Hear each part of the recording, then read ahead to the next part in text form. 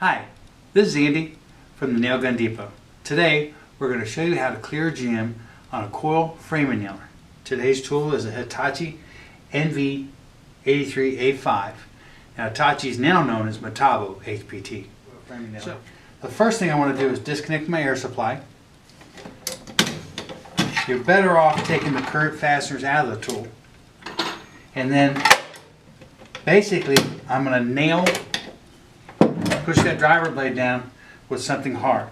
I either use a nail set with a hammer, or if you're lucky, save your old driver blades and you can use that. And we're just going to pound that down. Make sure that the driver blade goes all the way down. Make sure you remove the old fastener completely out of the nose. Reload your nails, and we should be good to go.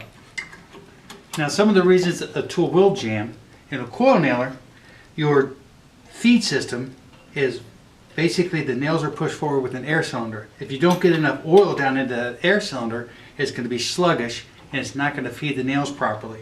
So make sure that, I always tell people on the coil framing nailers, I'm going to put 10 to 15 drops of oil per day.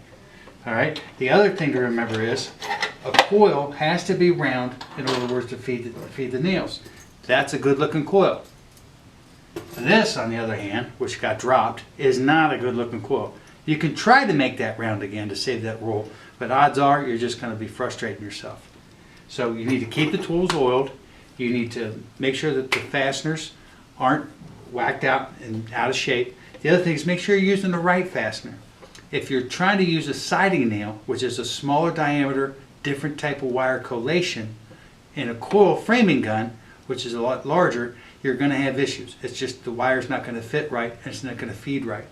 So with our Hitachi, we're ready to go.